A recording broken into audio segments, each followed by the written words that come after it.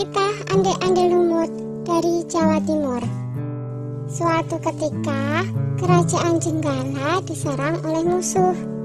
Ketika perang semakin sengit, permaisuri raja yang bernama Putri Dewi Sekartaji melarikan diri dan bersembunyi ke sebuah desa yang jauh dari Jenggala. Untuk menjaga keselamatannya, ia menyamar sebagai gadis kampung. Dewi Sekartaji tinggal di tempat Nyai Intan. Nyai Intan adalah seorang kaya yang mempunyai 3 putri, yaitu Kelenteng Abang, Kelenteng Ijo, dan Kelenteng Biru. Oleh Nyai Intan, Dewi Sekartaji diangkat anak dan diberi nama Kelenteng Kuning. Setelah keadaan di kerajaan Jenggala kembali tenang dan aman, sang pangeran mencari jejak istrinya. Ia pergi dan menyamar menjadi seorang pangeran yang sedang mencari jodoh.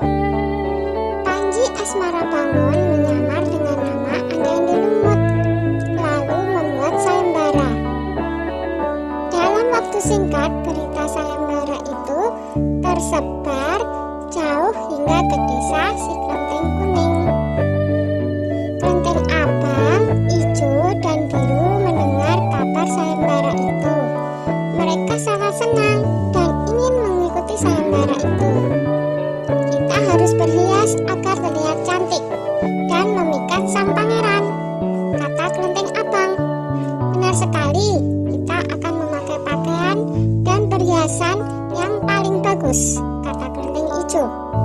Hai Kelenteng Kuning, kamu tidak usah ikut sayembara ini, karena kamu tidak pantas mendapatkan pangeran. Lebih baik kamu mencuci baju di sungai, perintah Kelenteng Abang sinis. Ketika Kelenteng Kuning sedang mencuci di sungai, tiba-tiba seekor burung bangau datang menghampirinya. Anehnya, burung itu bisa berbicara dan kedua kakinya menggenggam sebuah cambuk. Wahai Tuan Putri, pergilah ke desa Dadapan mengikuti sayembara itu. Di sana Tuan Putri akan bertemu dengan Panji Asmarabangun. Bawalah cambuk ini, siapa tahu nanti dibutuhkan, ujar sang bangau sambil meletakkan cambuk itu di atas batu. Burung bangau itu lalu terbang ke angkasa dan menghilang sebelum Kelenteng Kuning menjawabnya. Kemudian Kelenteng Kuning kembali ke rumah dan berangkat menuju desa Dadapan. Sementara itu, di tepi sungai Bengawan Solo, ketiga saudara dan ibu angkatnya bingung karena harus menyeberangi sungai, tetapi tidak ada perahu. Bagaimana cara kita menyeberang, Bu? Tanya Kelenteng Ijo dan saudarinya. Lalu mereka melihat seekor kepiting raksasa. Kepiting itu adalah Yuyu Kangkang, utusan Ande-Ande Lumut.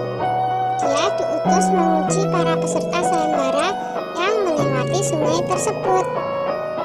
Hai kepiting raksasa, maukah kau membantu kami menyeberang sungai? Pinta Kelenteng Abang. Yuyu Kangkang tertawa lebar.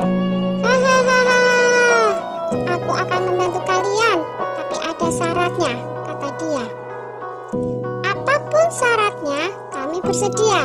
Yang penting kami bisa menyeberang, jawab Kelenteng Abang. Kalian harus menciumku, kata Yuyu Kangkang. Dan mereka pun bersedia memenuhi syarat si Yuyu Kangkang. Kelenteng Kuning tiba di pinggir sungai.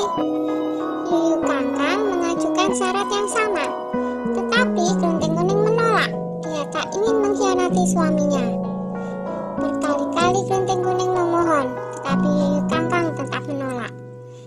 Akhirnya Kelenteng Kuning memukulkan cambuknya ke sungai, dan seketika itu air sungai Bengawan Solo surut. Melihat itu, Yuyu Kangkang ketakutan dan segera menyeberangkan Kelenteng Kuning, bahkan mengantarnya sampai ke desa Dadapan. Sayembara pun dimulai. Secara bergiliran, Kelenteng Abang dan adik-adiknya menunjukkan kecantikan mereka di hadapan Ande-Ande Lumut. Namun, Tak seorang pun di antara mereka yang dipilih oleh Ande-Ande Lumut. Ampun pangeran, hamba mohon, terimalah salah satu putri hamba, Iba Nyai Intan. Ande-Ande Lumut menjawab, wahai Nyai Intan, ketahuilah, aku tidak bisa memilih seorang pun dari putrimu, karena mereka telah mencium si Yuyu Kangkang. Sambil menunjuk kelenteng kuning, pangeran melanjutkan, aku memilih gadis ini karena dia telah lulus ujian, tidak mau mencium si Yuyu Kangkang. Nyai Intan dan ketiga putrinya baru sadar bahwa mereka ditolak oleh Ande-Ande Lumut karena tidak lulus ujian. Kemudian Ande-Ande Lumut membongkar penyamarannya dan mengatakan bahwa dia adalah Anji Asmara Bangun. Kelenteng kuning sangat bahagia karena bertemu lagi dengan suaminya.